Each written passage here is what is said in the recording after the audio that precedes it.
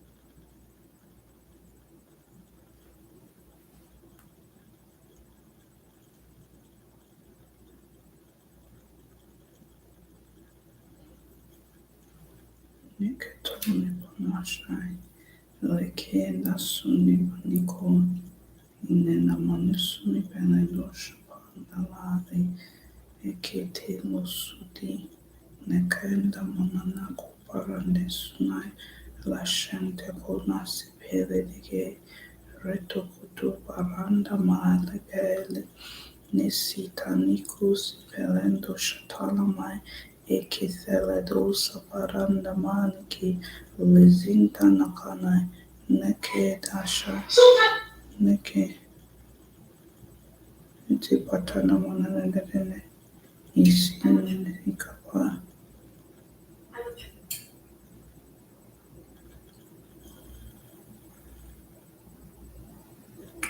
Sikapana Shaba, Tana Mashandana Dedeshitene, Sinike, and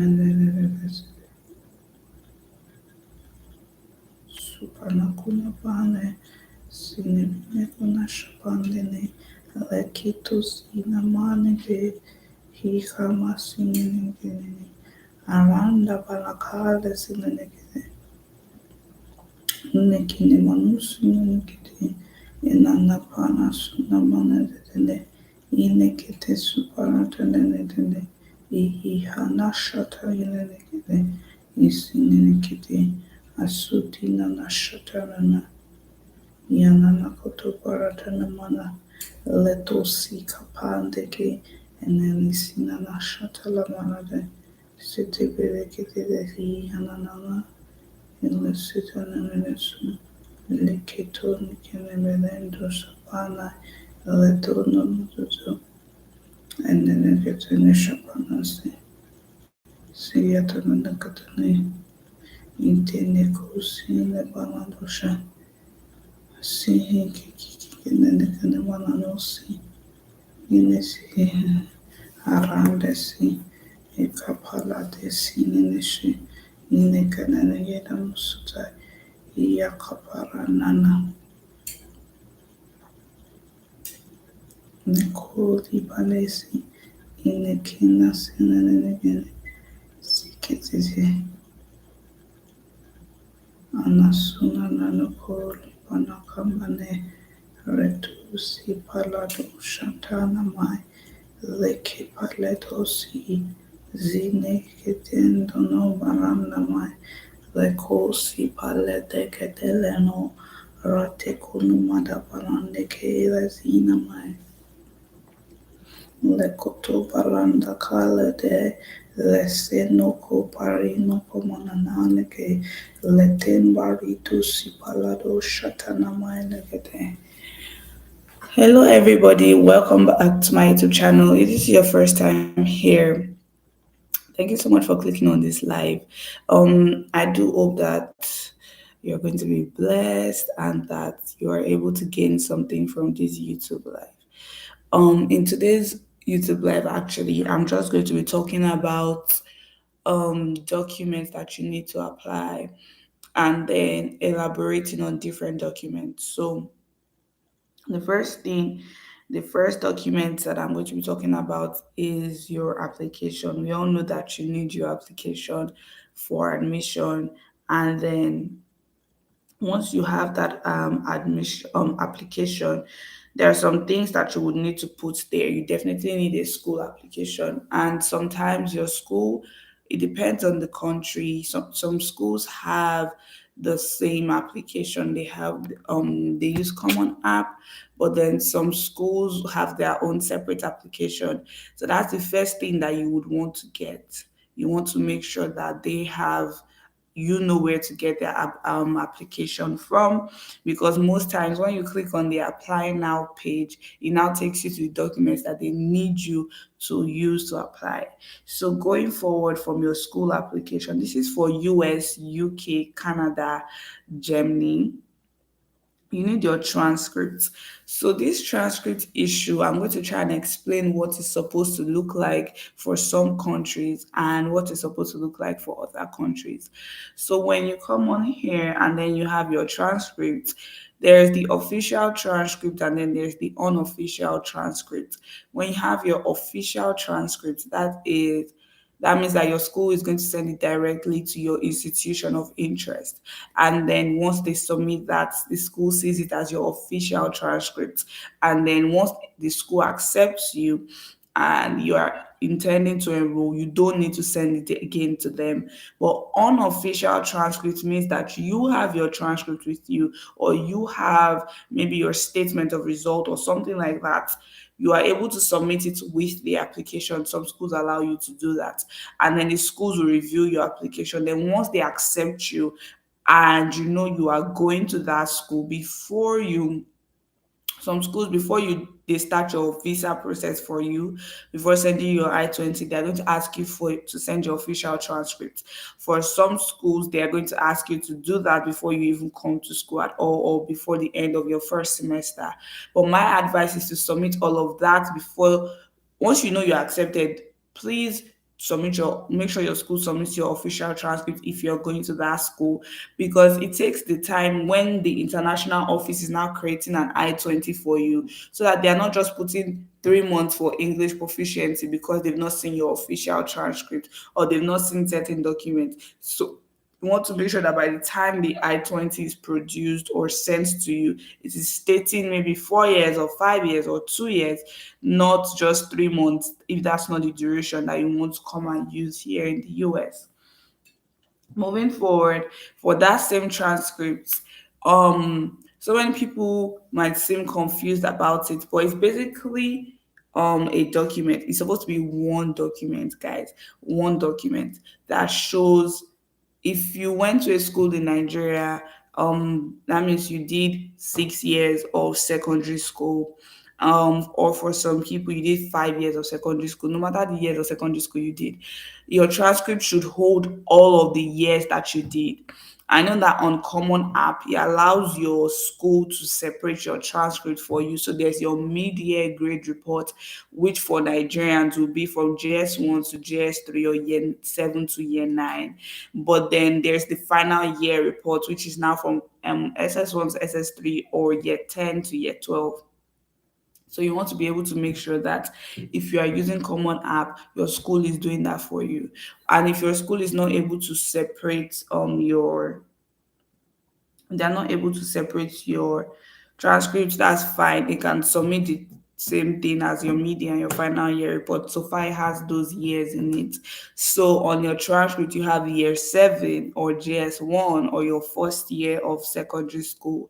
Then under that column, you are going to have first term, second term, and third term, or first semester, whatever way you attend school in your country. And then your subjects are supposed to be at the side of it to explain that this is what you got in year 7 first term in math.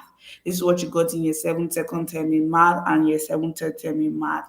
And then under that, under year 7 first term, there's going to be a total grade. It could be 80%, it could be 70%. For schools in USA, I would advise you to use for your school to use a GPA. So most schools in USA here actually use 4.0 GPAs. So if you are coming from a school that they don't use GPA before, I would say use the 4.0 grading scale so that the schools in US don't have to do any other conversion.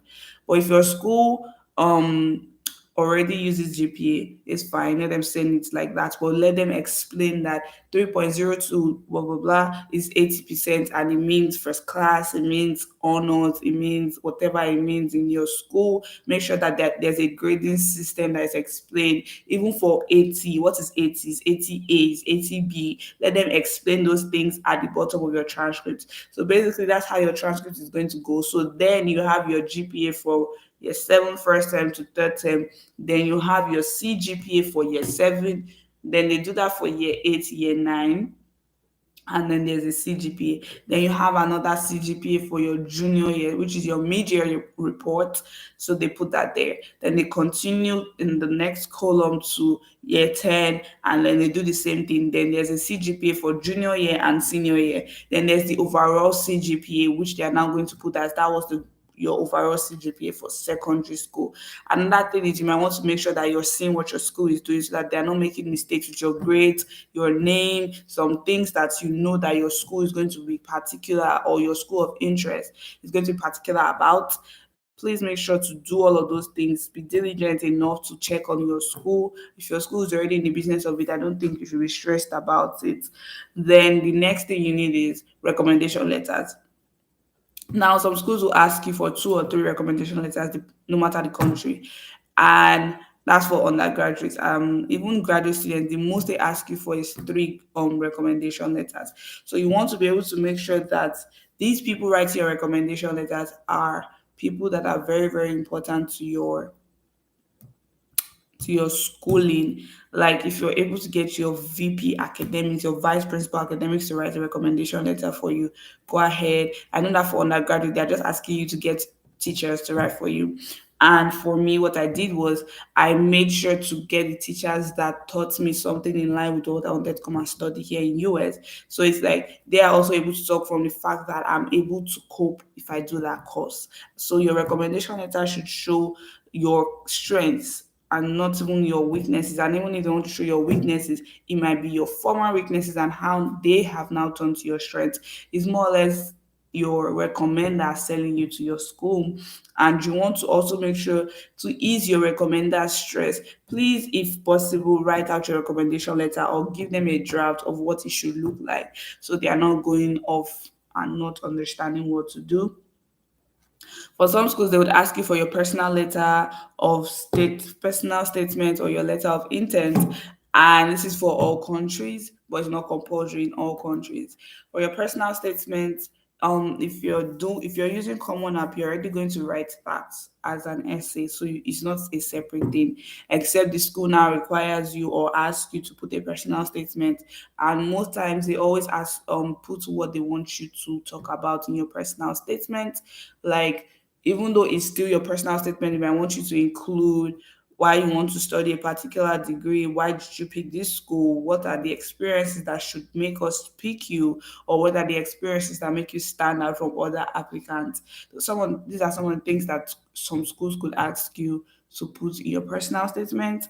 Then your letter of intent is basically telling them this is my educational plan. I've graduated from secondary school. I want to study in your school for my bachelor's degree. Hopefully, in the nearest future, I want to do my master's or whatever plans you have concerning your education or whatever you want to do. Maybe start your own business, and that's why this course is very important to you. Those are things that you could actually put into consideration also for your letter of intent. And for me, I would say let your personal statement be like 1 page or 1.5 pages. You don't want the personal statement or letter of intent that is too long. Some of them will ask you to write 250 to 500 words, but I would say 400 to 700 words between that. And if your school specifically states 250 words, work within 250 words. Then 2 to 3 essays as required by the school with the topic given to you. Some schools, when you use Common App for USA, they are not going to ask you to write any other essays apart from the one that Common App has already asked you to write.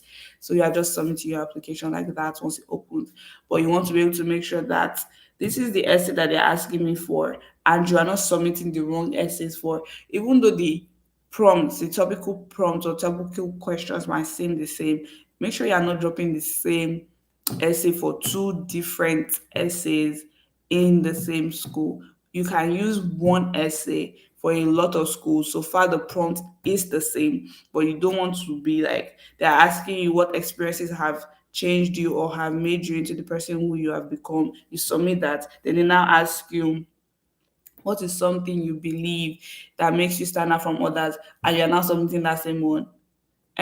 Make modifications. Even if it's the same thing, make modifications, because don't forget, it's the same people that are going to review your application. So they are going to see those two essays and be like, so you didn't even work on one or the other. You just submitted it to one as for two, which is not showing that you're diligent or that you're serious about this admission thing. So make sure to, if possible, make changes, or like I would say, don't put all your experiences in one essay. Don't put all your ideas in one essay. First, before you start writing an essay for a school, look at how many essays they want you to write so that you know what to ration and what not to ration. Because for me, writing takes me like it takes strength to write. Especially for college applications, you want it to be superb, you want it to be perfect. So if you're writing 500 words and you have 3 essays, you want to make sure that those 500 words are worth the 500 words that you sat down to type out. That's another thing. Type out your essays and save them somewhere, because you don't know, you could apply to another school that has the same prompt, but you didn't save it from the other school, so you have to type out all over again, which I don't think is smart, by the way. Then you if you're doing art or music or you have agricultural interest, you might want to submit a portfolio showing your work. Like if you're a makeup artist, you might want to showcase your work, especially if you want to go to an art school, if you want to go to a fashion school or do something related to music, if you have like some pieces that you've written, some not just pieces that you've written, but the ones that you've actually curated or made the melody out. So that's for if you're interested in art. But for some people also, I know my school made all of us have portfolios. So you could have portfolios of all of your college work that you might want to submit to them. So that's not an issue. Those things just add up to your application. Then if you want to do sports, I would say your sports teacher or your coach is your best friend. Sit down with him. Both of you should read what your school is requiring if you want to become an athlete. Every school has requirements for athletes. They might want your coach to write certain things, send them certain certificates, and all of that. Excuse me. So you want to sit down with your coach and make sure that this is what you're doing correctly and that your coach is also able to put you on the right track. Then for the sports guys, if you're not really sure about it, I would say message your school and be like, hi, this is that, and they will let you know these are the documents you require from me, especially as an international student that wants to come and play or come and do sports here or participate in sports. Proof of English proficiency. For the proof of English proficiency, here in the US, some schools will ask you, it's not really compulsory for undergraduate students, but for graduate students, most schools already they would ask you for that for your TOEFL, your IELTS, but some schools will now say, even if they say it's mandatory for international students, please go to the international students page. You would see some things that would say if you're from an English speaking country, then you don't need to do that. Some of them already list out the countries that don't need to submit English proficiency. So check if your country is on there. If your country is not there, let you can reach out to your school and be like, oh, I'm from Nigeria or I'm from here. I already have 14 or 12 years of English language as my mode of instruction in my school. So is there anything I could do? Because I know that for me, they allowed me to write the school's English exam, which was relatively cheaper and nicer than writing TOEFL IELTS. You don't want that stress on you if you can avoid it.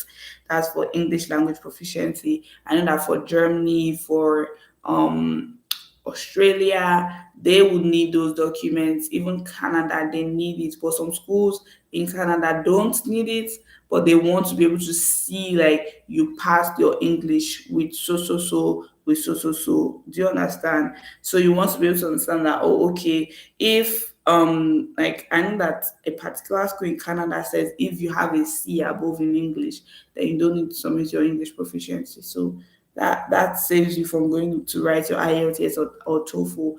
If possible, I would say avoid your writing IELTS or TOEFL because you don't want to be studying for TOEFL or IELTS and still be stressed with applying for schools, especially if you are not sure the school is going to accept you when you pay for your TOEFL or your IELTS. It could be beneficial for you if you're applying to a lot of schools over the span of I think 1 or 2 years before it expires. But it expires, and what if you're not able to get accepted? God forbid, before it expires. That means you have to go and write it. So please keep that in mind. Those are the documents that I believe that you need. This life was just to reiterate and explain some things that might not have been explained in my videos. So thank you so much for joining this live. Um, this is going to be a replay so that you can come back here and watch it, ask your questions, and also share for to your friends. I would be doing reviews for different schools. Those ones are coming up. So I've seen some people coming down the schools they want me to review, but also coming down the schools that you want me to review, and those videos will come up sequentially. So that is great. And I'll see you all in my next video, which should be coming up this week. I'm sorry if the videos have not been back to back like you wanted, but I don't want to overwhelm you guys. Some people don't even understand my former videos yet. So I want you to be able to think in and you're able to run with the information you have before I drop new ones. So please bear with me, guys. And the WhatsApp, there's a WhatsApp link now for you to join to be able to relate more with us and join the community.